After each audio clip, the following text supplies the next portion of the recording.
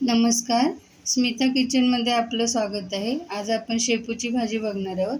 तर त्यासाठी मी ही शेपूची एक गड्डी निवडून घेतलेली आहे आणि त्याला स्वच्छ अशी धुवून घेतलेली आहे। तर शेपूची भाजी करण्यासाठी आपल्याला मुगाची डाळ लागेल, तर ती मी भिजत टाकून घेतली होती 2 तासापूर्वी।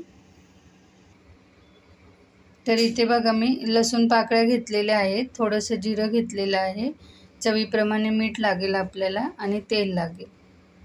तर इथे बघा मी भाजी सगळी बारीक चिरून घेतलेली आहे अशा पद्धतीने आणि लसूणही ठेचून घेतलेला आहे। तर भाजी करण्यासाठी इथे मी तेल गरम करत ठेवलेलं आहे।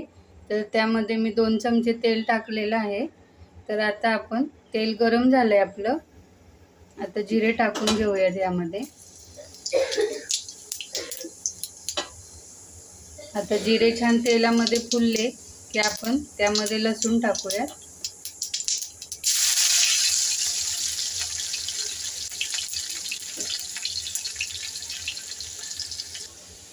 आता आपण यामध्ये चिरलेली शेपू टाकणार आहोत।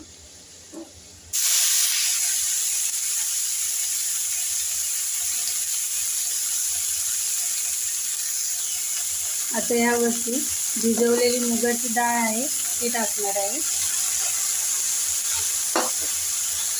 आणि याला छान असं आपल्याला मिक्स करून घ्यायचं आहे। आता इथे मी छान असं डाळ आणि शेपू मिक्स करून घेतलेला आहे।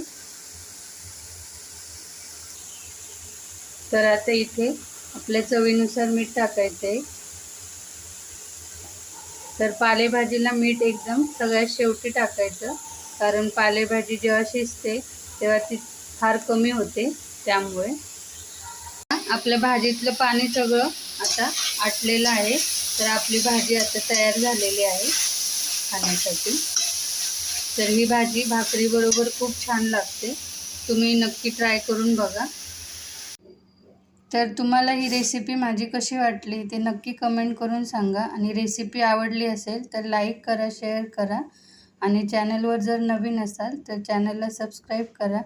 पुन्हा भेटूयात अशाच एका नवीन रेसिपीसोबत, तोपर्यंत धन्यवाद।